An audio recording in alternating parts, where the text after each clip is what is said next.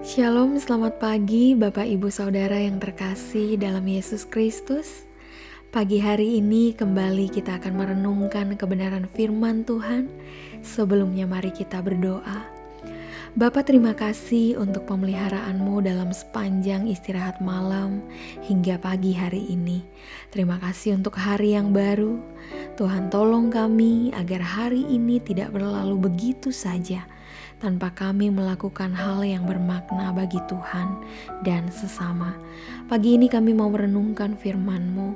Biarlah firman-Mu ini boleh menjadi rema yang tertanam baik dalam kami menjalankan hidup yang Tuhan percayakan. Dalam nama Tuhan Yesus, amin.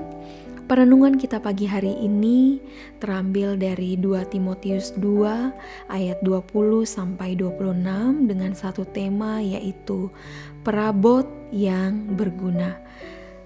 Berbunyi demikian, dalam rumah yang besar bukan hanya terdapat perabot dari emas dan perak, melainkan juga dari kayu dan tanah. Yang pertama dipakai untuk maksud yang mulia, dan yang terakhir untuk maksud yang kurang mulia. Jika seorang menyucikan dirinya dari hal-hal yang jahat, ia akan menjadi perabot rumah untuk maksud yang mulia.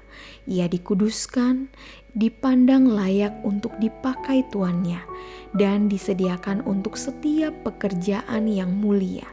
Sebab itu jauhilah nafsu orang muda, kejarlah keadilan, kesetiaan, kasih dan damai bersama-sama dengan mereka yang berseru kepada Tuhan dengan hati yang murni. Hindarilah soal-soal yang dicari-cari, yang bodoh dan tidak layak.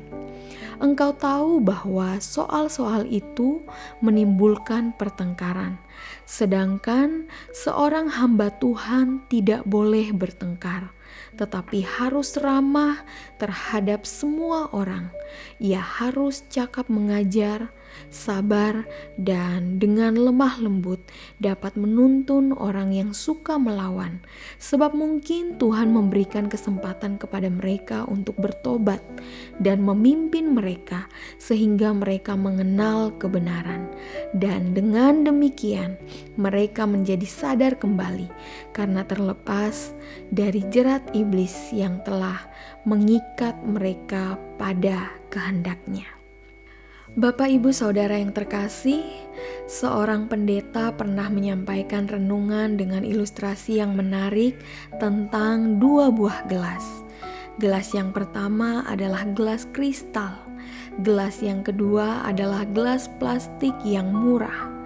Dalam ilustrasinya ia mengatakan, bayangkan ada dua gelas di hadapan saudara, yang satu terbuat dari kristal dengan ukiran cantik, mahal, tetapi bagian dalamnya kotor dan berdebu. Yang satu lagi gelas plastik murahan, tetapi dicuci bersih. Jika saudara ingin minum, mana yang akan Anda pakai?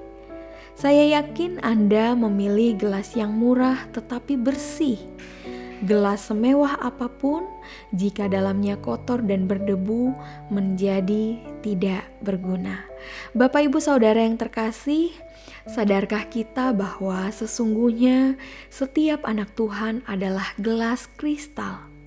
Kristus telah menebus kita dengan darah yang mahal, sehingga kita menjadi miliknya yang sangat berharga.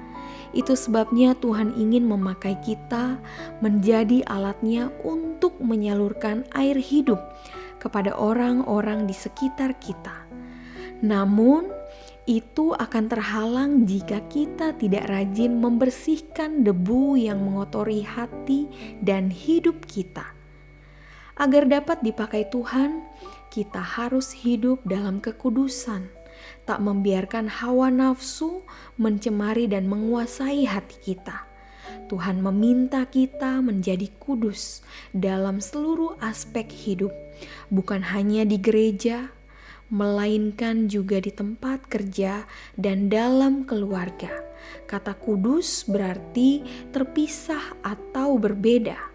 Hidup kita harus dipisahkan, dikhususkan untuk memuliakan Tuhan, berbeda dari cara hidup duniawi. Hidup kudus adalah keharusan dan bukan pilihan. Mari kita merenungkan, adakah kotoran yang masih menempel di hati kita saat ini? Bentuknya bisa berupa dendam, amarah, nafsu yang merusak, niat jahat, atau kebiasaan dosa yang terus dipelihara. Bapak, Ibu, Saudara yang terkasih, firman Tuhan pagi hari ini mau mengingatkan kita untuk sering membersihkan hati, membuatnya tetap murni agar Tuhan dapat terus memakai kita menjadi saluran berkat-Nya. Sayang jika kita hanya menjadi gelas kristal yang kotor, indah namun tidak berguna. Kiranya Tuhan memampukan kita untuk menjadi perabot yang berguna, untuk dipakai Sang Tuhan dengan selalu membersihkan diri dan menjaga kekudusan hidup. Amin. Untuk kebenaran firman Tuhan, mari kita berdoa. Tuhan, kami rindu menjadi perabot yang berguna, yang tidak hanya terlihat indah, cantik, mewah dari luar, namun sesungguhnya tidak berguna di hadapan-Mu. Untuk itu, kuasai hati pikiran kami. Mampukan kami untuk terus menjaga relasi yang baik dengan Engkau, sehingga ya Bapa, kami tahu bagaimana kami harus bersikap setiap hari, karena kami percaya ketika kami melekat kepadamu, firman-Mu itulah yang akan senantiasa menuntun hati pikiran kami, sehingga itu tercermin dalam sikap dan tutur kata kami. Orang di sekitar kami diberkati dan nama-Mu dimuliakan. Terima kasih ya Bapa, mampukan kami untuk menjadi pelaku firman-Mu. Dan pagi ini kami akan melanjutkan aktivitas kami. Jaga dan pelihara kami bersama dengan seluruh keluarga. Dalam nama Tuhan Yesus, amin.